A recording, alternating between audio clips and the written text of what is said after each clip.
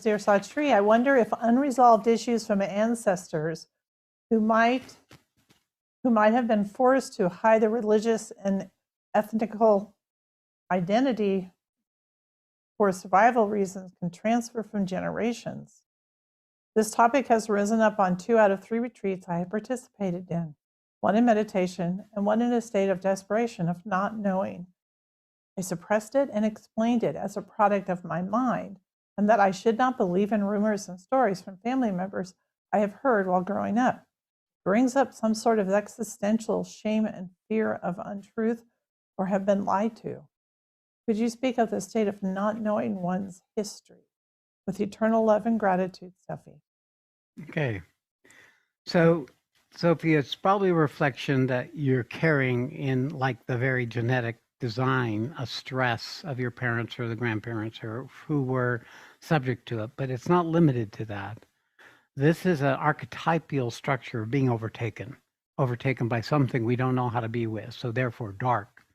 The human ego tends to transfer anything it doesn't know into a dark or dreaded or unwanted or scary or perilous experience, event, projection.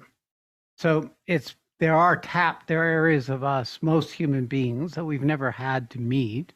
We live in a fairly entitled world here in the Western world, which is almost all of you, if not all of you. And therefore we haven't had encounters where we can be threatened by a raging party of teenagers with guns and, who are slaughtering people all around you. So we haven't been exposed to the qualities of terror and overtaking and domination and fear and dread that many people on this planet live with continuously. Rather, we have a tale, a story of the Holocaust, a story of our banning from life, the tale of the cops coming in and taking away your father or your grandfather, and you're suddenly hopeless without the structure of support. There's so many comparables that to take it to just the ancestral lineage is missing the full structure of our vulnerability in a body. And this is what it comes down to.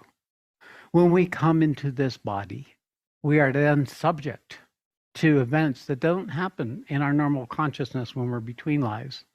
In this body, we get overtaken, we forget ourselves, and we become this vulnerable organism that can hurt and be burnt and be diminished, that doesn't have enough organization of itself for the first few numbers of years of its life to know it's not you, it is something that's being dumped on you or something that you're picking up that you don't yet know how to handle.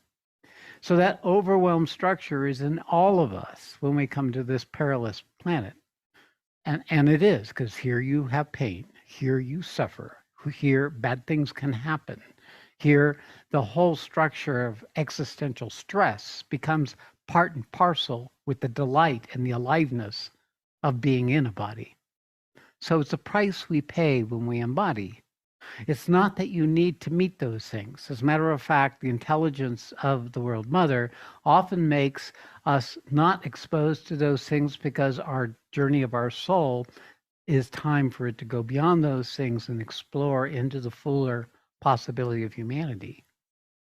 So when we look at what you're describing, these are tangible, real revealings of deeper entrenched aspects of the collective trauma, as well as what has come from your parents and their parents and the immediacy of that.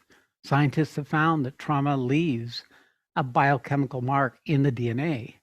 And therefore there is some, even if it wasn't your experience, you'll have the echo. And if there's an outer story, then that's how you'll interpret the echo. But all of us, all of our bodies carry the trauma of our birth, carry the trauma of the sudden, abrupt, unwanted events of our childhood.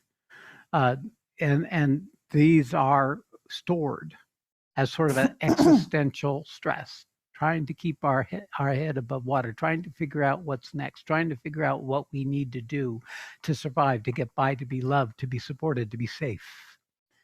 So this principle of safety is always elusive. because it requires you shut out all the parts of life that you don't feel safe with. I'm sorry, but that's part of the work. To discover how perilous it is and what kind of grace must be with us that we are not at this moment or in the immediate past or future, long past or future, subject to those same factors. We cannot know the future from the vantage point of fear or safety or that trauma of being born in a body.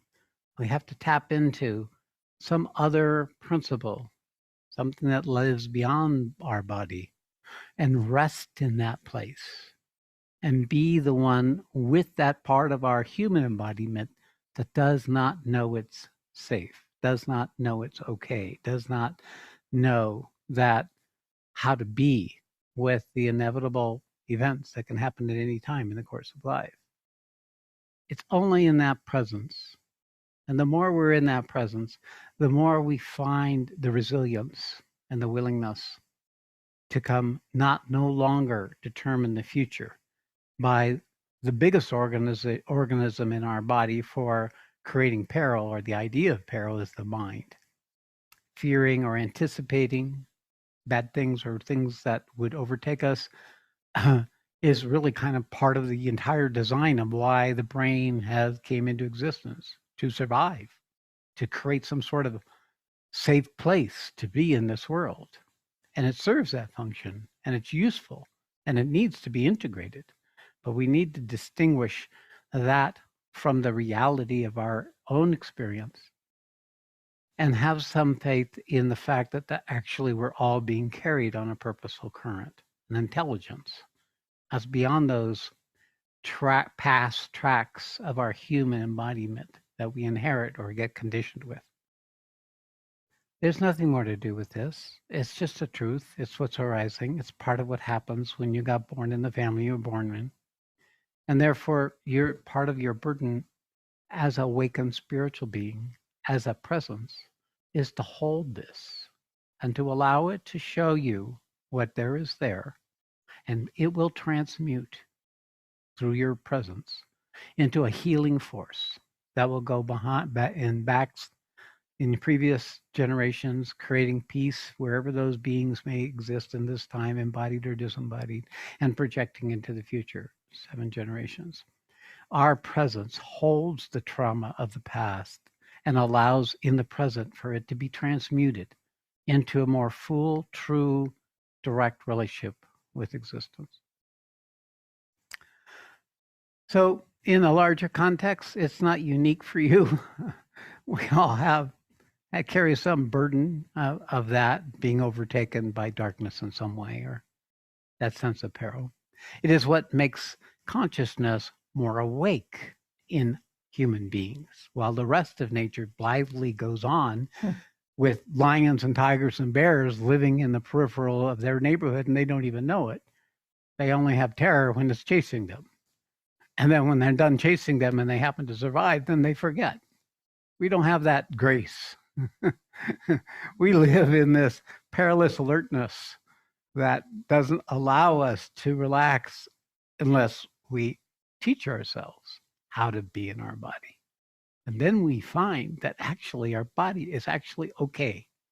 It has tremendous resilience and flexibility. Learns how to shake off those terrible events that for us human beings, we'd be in therapy for 10 years. Mm-hmm.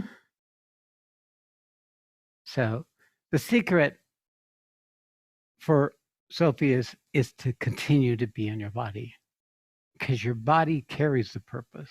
Your body carries the echo and the memory and the programming of the past too, but it also carries the unfolding opportunity.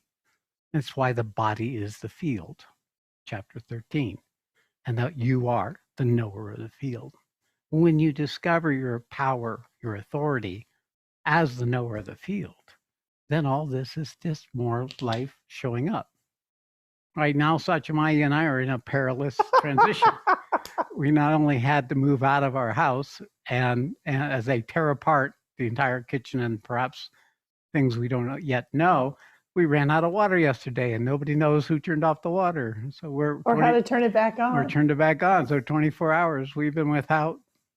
It's only the local Dollar General that gives us water. Thank you, Arjuna.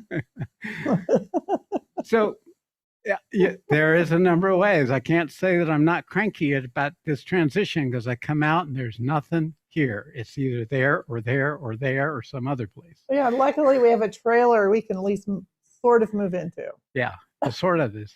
So transitions are inevitably going to bring up issues that would otherwise lie late, happily in the background. But you are in a transition, as many of you are. And therefore, these transitions will keep showing up things that are really particular to the transformational process you're in.